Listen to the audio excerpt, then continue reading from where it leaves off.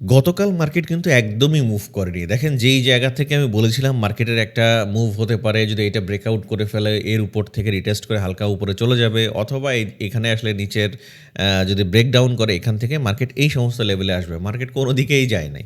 Just এখান থেকে হালকা একটু উপরে গিয়ে আবার মার্কেট নিচে আসার ট্রাই করতেছে। সুতরাং সেই অনুযায়ী আজকে আসলে আমরা কোন লেভেল থেকে বাই অথবা সেল করতে পারি সেই বিষয়গুলো সম্পর্কে জানবো। ভিডিওটি শুরু করার আগে অবশ্যই ভিডিওতে একটা লাইক দিয়ে ভিডিওটি দেখা শুরু করবেন। চ্যানেলে যদি নতুন হয়ে থাকেন তাহলে অবশ্যই চ্যানেলটা সাবস্ক্রাইব করে রাখবেন।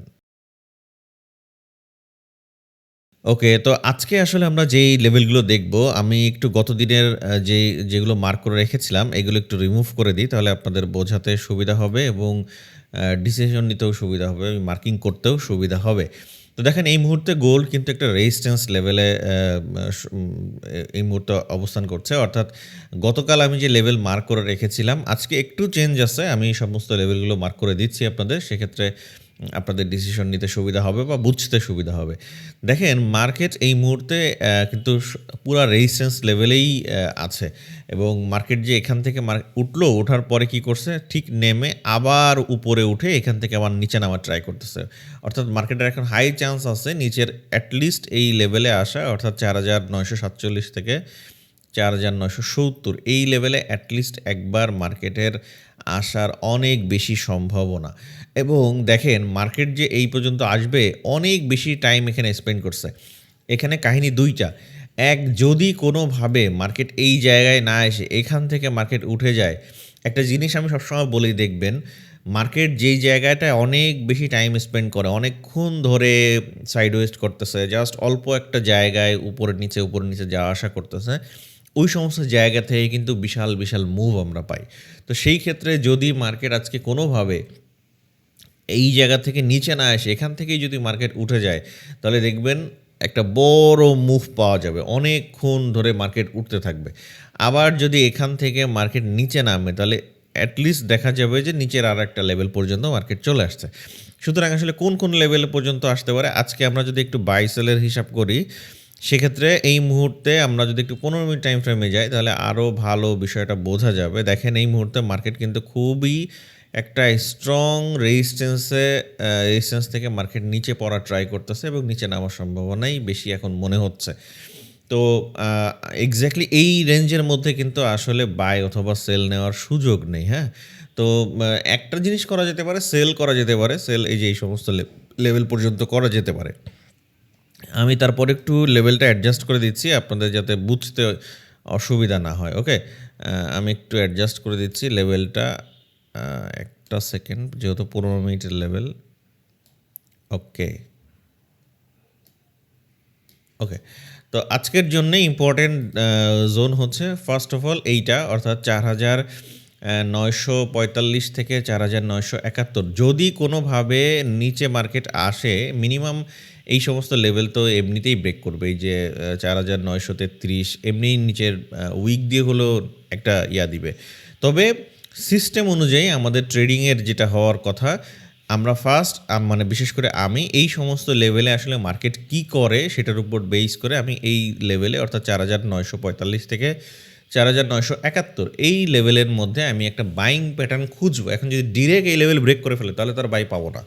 তখন মার্কেট দেখা যাবে আর নিচে চলে আসতেছে। এখন এখানে নিচের যে লেভেলটা, এই লেভেলটা আমি একটু অ্যাডজাস্ট করে দিচ্ছি আপনাদের। তাহলে ডিসিশন নিতে সুবিধা হবে। আমি একটু অ্যাডজাস্ট করে দিই।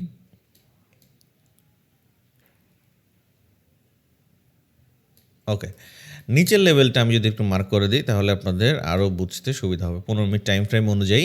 আজকে দেখেন যদি কোনোভাবে মার্কেটের এই লেভেলটাও ব্রেকডাউন করে ফেলে, অর্থাৎ এখান থেকে মার্কেট এইটা রিজেকশন দিল, অর্থাৎ ব্রেকডাউন করলো হালকা রিটেস্টের সাথে, আমরা এই সমস্ত লেভেলে আমরা বাইং প্যাটার্ন দেখলে এই জায়গা থেকে আমরা বায়ের প্ল্যান করতে পারি। কারণ মার্কেট যেহেতু বুলিশ, এই যে পড়াটা পড়বে এটা কিন্তু আবারও বলছি, গতকালকেও বলেছিলাম আমি, এই যে পড়াটা পড়বে এটা জাস্ট রিটেস্টের পড়া। হ্যাঁ, এই পুরা প্রসেসটাই কিন্তু জাস্ট রিটেস্টের। এখন মার্কেটকে যদি আসলেই আবার ডাউন ট্রেন্ড কন্টিনিউ করতে হয় তাহলে কিন্তু নিচের এই ব্রেকআউট করে ফেলতে হবে। সেটার সম্ভাবনা এখন আমি একটু কম দেখছি। যদি এইটা একদম ব্রেকআউট করে ফেলে, অর্থাৎ এখান থেকেও যদি মার্কেট, আমি একটু নিচে দেখাই। যদি সিচুয়েশন এরকম হয় যে এখান থেকে আসছে, এইটা ব্রেকআউট করে এইটা এইভাবে ব্রেকআউট করে দিয়েছে, তখন রিটেস্টের সাথে কিন্তু আরও নিচে আসার চান্স আছে। বাট এই মুহূর্তে আমি সেলের অত সম্ভাবনা দেখছি না, আমি বাই খুঁজছি। গতকালকেও আমি বলেছিলাম যে এই সমস্ত জায়গা থেকে আমি আসলে কোনো মানে করতে চাই না। আমার একটা নির্দিষ্ট জোনে আসলে তখন আমি আসলে বাই অথবা সেলের প্ল্যান করছি। দেখেন, প্রতিদিন আপনি হয়তো এন্ট্রি পাবেন না। আমি যে আমার ব্যাচে যখন আমি ক্লাস নিই, তখন কিন্তু এই বিষয়গুলো ওদের সবসময় আমি বলি। বাই দ্য ওয়ে, আর একটু বিষয় বলে রাখি, আমাদের 10 তারিখ থেকে যে ব্যাচটা শুরু হওয়ার কথা ছিল, এটা কিন্তু শুরু হচ্ছে আগামী 15 তারিখে। অর্থাৎ নির্বাচনের কারণে আমরা আর কি একটু সময়টা পেছানো হয়েছে। সুতরাং যারা আসলে জয়েন করতে চেয়েছিলেন, মিস করেছেন, তারা 14 তারিখ পর্যন্ত জয়েন করতে পারবেন। 15 তারিখ থেকে ইনশাআল্লাহ আমাদের ক্লাসটা শুরু হবে।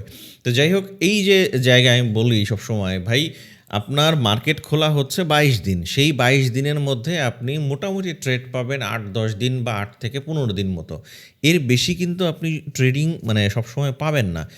যখন আপনি একটা জিনিস আপনার মাথার মধ্যে ফিক্সড ধরে নেবেন যে ভাই প্রতিদিন আমার $10 হলেও ইনকাম করার দরকার, ওইটাই হচ্ছে আপনার প্রথম মানে মানে একদম প্রধান কারণ হয়ে দাঁড়াবে আপনার ব্যালেন্স কমানোর, অ্যাকাউন্ট জিরো করার, আপনার ব্যালেন্স নষ্ট করার, আপনার লসে যাওয়ার, যেটাই বলেন না কেন, এই ধরনের ফিক্সড চিন্তা করাই হচ্ছে আপনার প্রবলেম। কারণ কি, এটা ভাই বিজনেস, এটা এখানে ফিক্সড বলে কিছু নাই। এমনও হবে যে আপনি গত 1-2 দিন ধরে ট্রেড পাচ্ছেন না, এরকমও কিন্তু মানে মাঝে মাঝে হয়। এখন যদি সিস্টেমে না হয়, আপনার যদি কোনো একটা সিস্টেম মেনে অবশ্যই আপনি ট্রেড করছেন, আদারওয়াইজ তো ট্রেড করা উচিত না। বা যদি করে থাকেন তাহলে আপনার রিয়েলে ডিপোজিট না করে সেটা উইথড্র করে নেওয়া উচিত। আপনার আগে প্র্যাকটিস করা উচিত। এখন যেহেতু আপনি একটা সিস্টেমে ট্রেড করছেন, সেই সিস্টেম যদি না আসে, ক্যান্ডেলের সাথে ভাই ট্রেড করেন না, ওয়েট করেন একটা নির্দিষ্ট জোন পর্যন্ত। তাহলে কি হবে, আপনার ব্যালেন্স টিকে থাকবে, আপনি মার্কেটে টিকে থাকবেন, লং টার্ম এখানে খেলতে পারবেন। ওকে, তো যাই হোক, আজকের জন্যে আমি অপেক্ষা করব কোন level. First of all, market যেহেতু এই মুহূর্তে আছে কোন লেভেলে, 5038 থেকে 5084 পর্যন্ত। এখন দেখেন, যদি কোনোভাবে মার্কেট এই লেভেল ব্রেক করে ফেলে, আমি এখন বায়ের এবং সেলের দুইটাই আমি বলে দিচ্ছি, মার্কেটের এই মুহূর্তে যেই কন্ডিশন, মার্কেটের নিচের আসার সম্ভাবনা বেশি। আর এবং এই লেভেলে যদি আসে 4945 থেকে 4971, তাহলে আমি এখানে একটা বায়ের সেট আপ খুঁজবো। যদি বায়ের কোনো প্ল্যান এখানে করতে পারি, তাহলে এখানটা বাই করব। যদি বাই এনি চান্স এইটা ব্রেকআউট করে ফেলে, তাহলে আমি এই সমস্ত লেভেলে, অর্থাৎ 4900 থেকে 4864 এই সমস্ত এরিয়াতে আসলে মার্কেটে এখানে আমি বায়ের প্ল্যান করব। অর্থাৎ মার্কেটের এখন নিচে আসার আমি সম্ভাবনা বেশি দেখছি, যে মার্কেট এই সমস্ত জায়গা থেকে এখানে আসবে। আর যদি এটা ব্রেকআউট করে ফেলে, তাহলে এখান থেকে এই সমস্ত জায়গায় আসবে। দ্বিতীয় বিষয়, মার্কেট যদি এই জায়গায় না আসে, সেক্ষেত্রে কি হতে পারে? আর এখানে যদি আমার মানে বাইং সেট আপ তৈরি হয় এবং এসএল হয়, তাহলে আমি দ্বিতীয় এন্ট্রির জন্যে এই যে এই লেভেলটা বেছে নিব, অর্থাৎ 4864 থেকে 4900। এখন কথা হচ্ছে, মার্কেট যদি এখানে না আসে, এখান থেকে মানে এই লেভেলের উপরে ব্রেকআউট করে ফেললো, তখন কি হবে?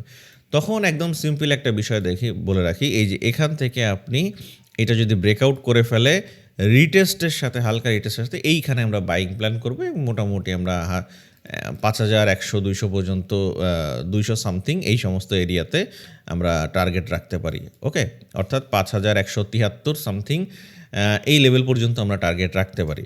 এই জায়গায় হালকা রিটেস্টের সাথে আমরা একটা বায়ের প্ল্যান করতে পারি, বা আমি নির্দিষ্টভাবে বায়ের প্ল্যানটা করব। যেহেতু এটা উপরে এখন যাওয়ার চান্স আমি একটু কম দেখছি, আমি এই মুহূর্তে ওয়েট করব এই সমস্ত লেভেল 4971 থেকে 4945 আসলে এই জায়গায় কোনো বাইং সেট আপ তৈরি করে কিনা, না করলে পরের নিচের জন্য। ওকে, তো আশা করছি আপনি কোন জায়গা থেকে বাই অথবা সেলের প্ল্যান করবেন, সেই বিষয়গুলো সম্পর্কে আপনি একটা ধারণা পেয়েছেন। আশা করছি আজকের ভিডিও দেখে আপনি জোনগুলো মার্কিং করে রাখবেন এবং ধৈর্য ধরবেন, কারণ এই মার্কেটে সেই টিকে থাকতে পারে যে ধৈর্য ধরতে পারে। এই মার্কেট থেকে সেই আর্নিং করতে পারে যে এন্ট্রি কম নিতে পারে।